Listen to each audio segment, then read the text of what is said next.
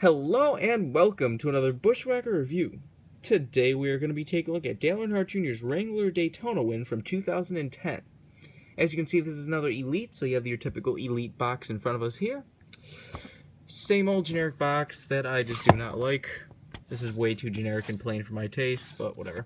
Made in 1003 of these things, 2010, and copyright and such on the bottom.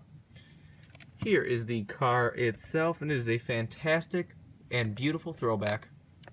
This, of course, does come with a few things. You got your typical certificate of authenticity for Elites. You, of course, have your race winner card. And it does come with a pin that it did for a few years there. Was never a fan of these, but whatever. I'm sure somebody was. But let's get back to the car itself. Now, as you can see, this is an amazing throwback. This car may look familiar to some people because Jeffrey Earnhardt ran this type of a paint scheme as a throwback in his Darlington throwback for 2016, but obviously this is much, much better. You can never go wrong with the actual company itself. They will always get more props for the company itself than the, like somebody other just trying to copy the paint scheme, but this was the last time that Dale Earnhardt Jr. raced the 3 car, and probably will be the last time because, he kind of went out with a bang with this car. Had a throwback paint scheme, a throwback sponsor, and won the race. Sounds like a good send-off to me. And now we have a certain Austin Dillon.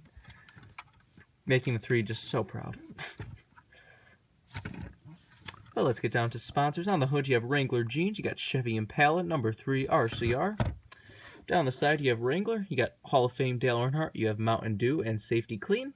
Does have a retro Mountain Dew logo there, which is a nice touch.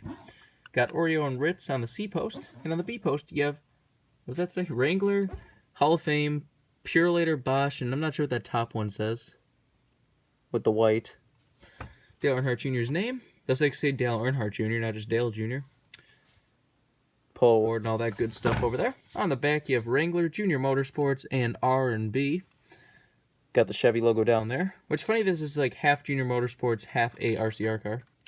On the deck lid, you have Wrangler. This is number 834. Does have Wrangler around the roof camera. Got the same stuff down the other side as usual. Take a look under the hood. See that it says absolutely nothing. There's the engine detail if you want to see that.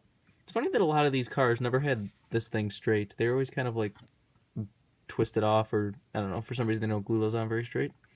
It is an Elite, so you can see your tethers and hinges and all that good shit. Under the deck lid, you get your typical fuel cell and such. Back there, the roof flaps do in fact open.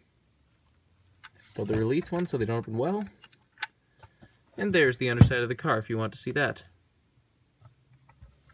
But now let's get into the part that everyone wants, and that is the damage. And as you can see on the front, holy crap, is this thing dirty.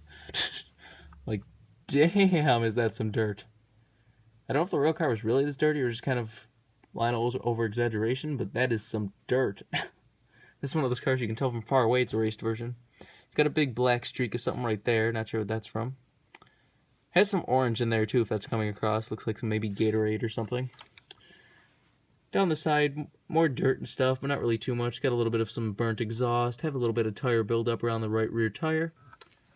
On the back, you see he was getting pushed, so got some nice marks on the back. I believe what Joey Logano finished second in that race, I want to say.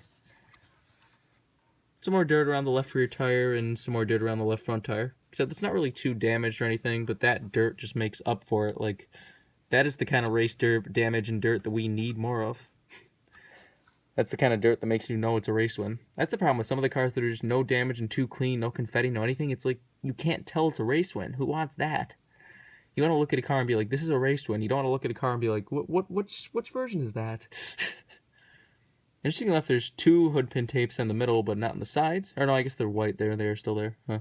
That's weird. 2 white hood pin tape, 2 black. Wonder why they did that. See, the lines don't perfectly line up there. That's a little bit of a shame, but hoods never line up on Lionel cars. So, if you want this car, it is very rare. Both the clean version and the raced version of this Wrangler throwback car. So, if you really want it, you have to look for it. If you're a junior fan, you don't have this. What are you doing? But it's a very nice race win. Like I said, this is just kind of cool. It's always cool to get throwback cars to win, which we still really haven't gotten in the Darlington throwback weekend. But, well, somebody will be like, Truex won. That's not a throwback.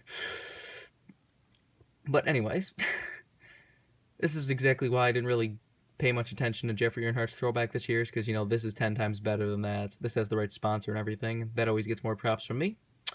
But I think that's all I should say. This has been a review of Dale Jr.'s Wrangler Daytona win from 2010. Hope you enjoyed, and thanks for watching.